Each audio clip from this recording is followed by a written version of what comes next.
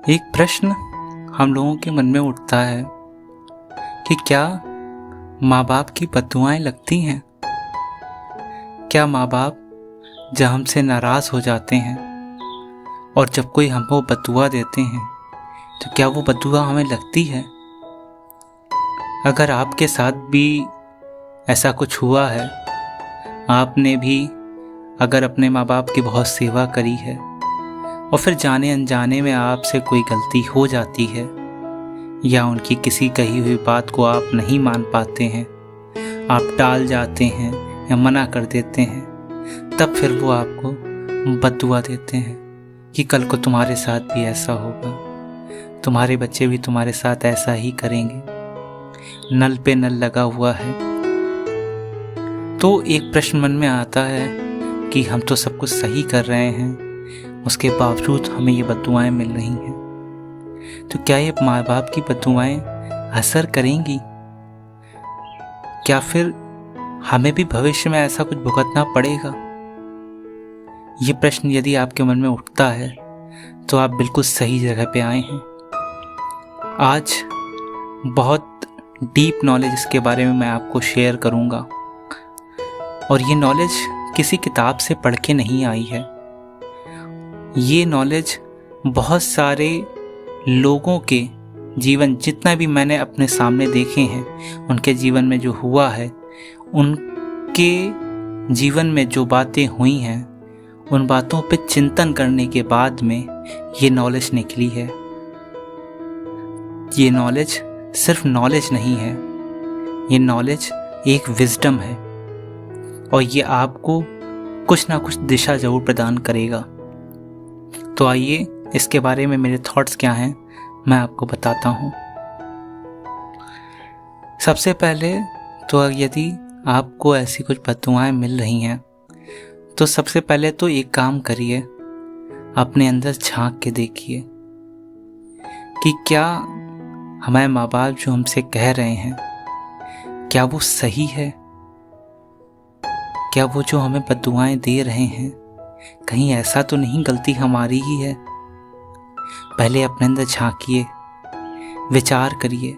किसी को बताने की ज़रूरत नहीं है ये बातें, लेकिन अपने आप में अंदर विचार करिए। यदि ऐसा सच है तो उस अपनी गलती को स्वीकार करिए और अपने व्यवहार में चेंज लाइए। ऐसे काम मत करिए कि आपको माँ बाप की बद्दुआएं लेनी पड़े। अब चलिए दूसरे किस्से पे आते हैं कि यदि आप सब कुछ सही कर रहे हैं लेकिन माँ बाप एक तरह की कभी कभी तानाशाही पे भी आ जाते हैं कि उन्होंने जो कहा है बस वही करना है, अगर आपने नहीं कहा तो आपको तरह तरह की बद्दुआएं मिलती हैं कि तुम मर क्यों नहीं जाते, तुम्हें कुछ हो क्यों नहीं जाता, हम लोगों की जान खाने के लिए ही पैदा हुए हो, जब तुम्हारे बच्चे बड़े होंगे तब तुम्हें ये सब बातें पता चलेंगी, तब वो भी तुम्हारे साथ ऐसा ही सलूक करेंगे। ये सब बातें बहुत बद्दुआएं सुनने को मिलती हैं। जब कोई बच्चा अपनी मर्जी से कोई डिसीजन लेता है तो आप तो सब कुछ सही कर रहे हैं, उनकी सेवा भी कर रहे हैं, और फिर भी यदि आपको मिल रही हैं बद्दुआएं तो फिर इस बात को मैं 2 एग्जाम्पल के थ्रू समझाना चाहूँगा कि कब माँ बाप की बद्दुआएं, गुरुजनों की बद्दुआएं या किसी बड़े इंसान की बद्दुआएं या फिर कोई भी छोटा बड़ा या गरीब हो उसकी बद्दुआएं कब लगती हैं और कब नहीं लगती हैं, ये मैं आपको अपने जीवन के सामने देखे हुए 2 एग्जाम्पल्स के माध्यम से आपको समझाना चाहूँगा। चलिए पहले एग्जाम्पल पे आते हैं। पहले एग्जाम्पल में एक पिता है जिसके पैर में गंभीर चोट आ गई है। वो गंभीर चोट आने के बाद में उसके पैर का ऑपरेशन वगैरह होता है और उस ऑपरेशन के बाद में वो बिस्तर पे पड़ जाता है। ऑपरेशन होता है, रॉड वगैरह पड़ती है और वो प्लास्टर चढ़ के वो बिस्तर पे पड़ जाता है।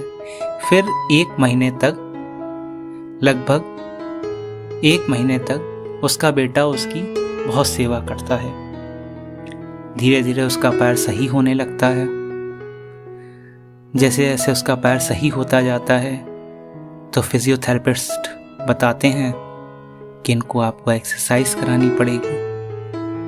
लेकिन जैसे ही वो बच्चा एक्सरसाइज कराने की कोशिश करता है तो फिर चूँकि चोट काफ़ी थी तो फिर दर्द भी भयंकर होता है। जब पिता को भयंकर दर्द होता है तो शुरुआत में तो उसको मना करते हैं, एक्सरसाइज मत करो, मुझे बहुत दर्द हो रहा है। लेकिन बच्चा जानता था कि अगर एक्सरसाइज नहीं करी तो पिता कभी दोबारा वापस चल नहीं पाएंगे, भविष्य में बहुत बड़ी समस्या खड़ी हो जाएगी।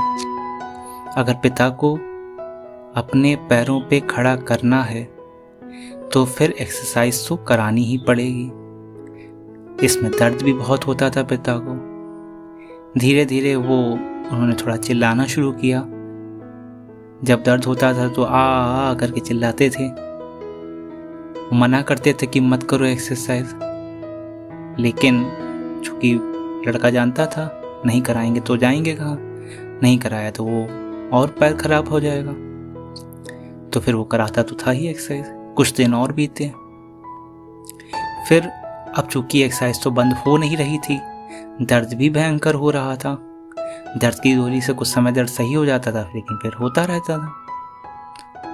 तो फिर अब पिता ने सोचा कि अब इसको कुछ ऐसा कहो कि ये बंद ही कर दे, कि दर्द काफ़ी हो रहा था। वो चाहते थे बंद हो जाए। वो इस बात को नहीं समझ रहे थे कि भविष्य में बहुत बड़ी दिक्कतें हो जाएंगी, नहीं सही होगा तो फिर कैसे चलोगे। तब फिर उन्होंने उसको फिर बददुआएं देनी शुरू करी। तुम्हारे हाथ पैर क्यों नहीं टूट जाते, तुम्हारे हाथ पैर भी टूट जाएंगे तो हमको दर्द दे रहे हो, हमें परेशानी कर रहे हो, तुम्हारा पैर टूटेगा तब तुम्हें पता चलेगा, बहुत जल्दी तुम्हारे हाथ पैर टूटने वाले हैं, तुम पैदा ही क्यों हुए, तुम मर क्यों नहीं जाते। ऐसी बददुआएं देने लगे। अब ये सब बातें सुन के बच्चा काफ़ी घबरा गया। कोई भी घबरा जाएगा, किसी के भी पिता उसको ऐसे कहेंगे जबकि वो तो उनकी भलाई कर रहा है, अगर नहीं करेगा तो कल को चल भी नहीं पाएंगे। तो वो तो भलाई कर रहा है और उसके बदले में उसको बददुआएं मिल रही हैं, क्योंकि पिता मामले की गंभीरता को समझ नहीं रहे हैं। ये बददुआएं बढ़ती गई। माँ बहन की गालियां भी देना शुरू कर दिया उन्होंने। लेकिन बच्चे ने ये डिटर्मिनेशन, ये संकल्प ले लिया था कि चाहे बददुआएं मिले चाहे ना मिले, चाहे अच्छाई मिले चाहे बुराई मिले, वो कराएगा तो है ही एक्सरसाइज, क्योंकि उसे कुछ भी करके पिता को सही करना था। तो उसने एक्सरसाइज जारी रखी और कुछ महीने बीतते गए। अब थोड़ा थोड़ा दर्द में आराम मिलने लगा, पैर में भी आराम था। वो धीरे धीरे चलने लगे और जब चलने लगे तो फिर धीरे धीरे और बढ़ना हुआ। फिर धीरे करके वो बाइक भी चलाने लगे। हालांकि किक वगैरह नहीं लगा पाते थे, सेल्फ स्टार्ट चलाते थे, तो फिर वो भी चलाने लगे। धीरे धीरे वो सही हो गए और फिर ये सब बातें आई गई हो गई। फिर समय बीतता गया, लेकिन जो बददुआएं उन्होंने दी थी उनमें से एक भी बददुआ उस लड़के के नहीं लगी। तो जब आपका उद्देश्य सही होता है तो फिर बददुआएं कोई काम नहीं करती हैं। अगर आप सही नीयत से काम कर रहे हैं तो फिर बददुआएं कोई काम नहीं करती हैं।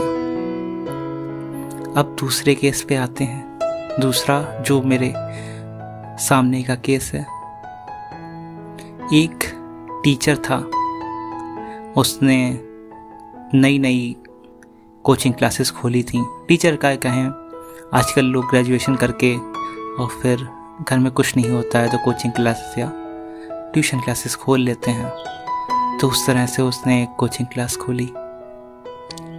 कोचिंग में ज़्यादा बच्चे तो नहीं आते थे, 9 से 12 तक की कोचिंग थी और वैसे भी हर क्लास में 2 ही 3 बच्चे आते थे, तो वो काफ़ी मेहनत उसे करनी पड़ती थी, लेकिन बच्चे नहीं बढ़ रहे थे।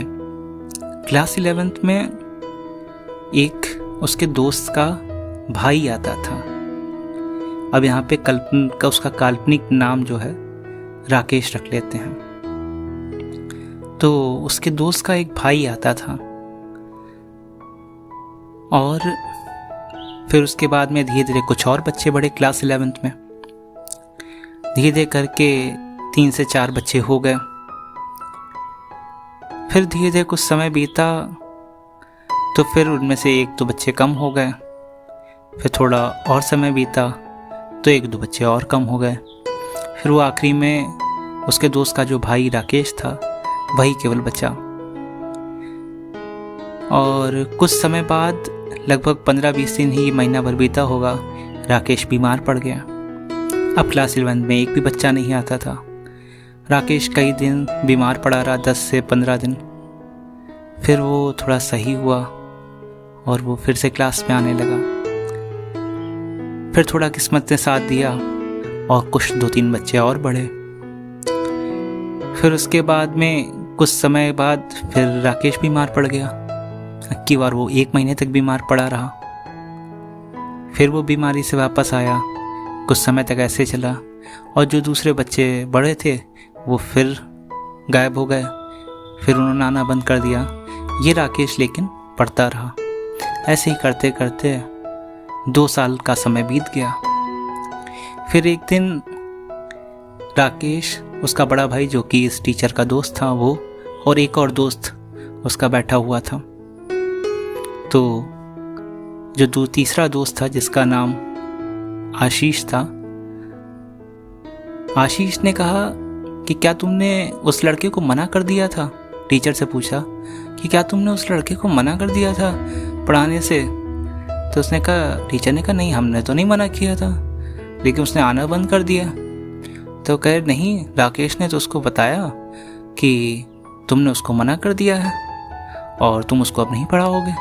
राकेश ने कहा कि अब तुम कोचिंग में मत आना, सर ने तुम्हें मना कर दिया है। तो टीचर ने कहा, नहीं, हमने तो नहीं मना किया। अब राकेश भी सामने बैठा, उसका बड़ा भाई जो कि टीचर का दोस्त है वो बैठा और एक तीसरा दोस्त आशीष बैठा। अब राकेश शर्मिंदा हुआ। टीचर ने उसके बड़े भाई जो कि उसका दोस्त है उसकी तरफ देखा। तो हालांकि टीचर बोला तो कुछ नहीं, लेकिन उसे अब समझ में आ गया था कि उसके बच्चे क्लास 11 में क्यों कम हो रहे थे, क्योंकि राकेश ही उसके बच्चों को मना कर देता था कि सर ने मना कर दिया है, अब तुम मत आना, सर तुम्हें नहीं पढ़ाएंगे। राकेश के मना करने के कारण वो बच्चे नहीं आते थे और इस टीचर का नुकसान होता जाता था। और देखिए, ये बात टीचर को नहीं पता थी, 2 साल तक नहीं पता थी। और जब पता ही नहीं थी तो क्या वो बद्दुआ देता? तो जब उसके मुंह से कोई बद्दुआ निकली ही नहीं, लेकिन फिर भी राकेश पिछले 2 साल में बार बार बीमार पड़ा। कई बार उससे बुखार आया। वो 10 दिन, 15 दिन, एक बार तो 1 महीने तक के लिए बीमार पड़ गया। तो टीचर ने कोई बद्दुआ नहीं दी, लेकिन राकेश ने टीचर के साथ गलत किया था, धोखा किया था। तो राकेश को अपने आप ही सजा मिलती रही।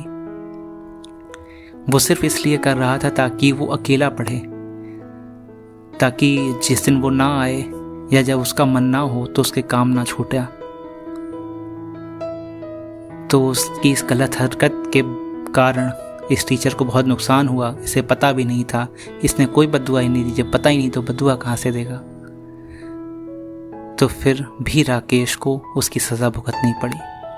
तो जब आपके इरादे बुरे होते हैं, चाहे आपको बद्दुआ मिले चाहे ना मिले, लेकिन आपको फल उसका ज़रूर भुगतना पड़ता है।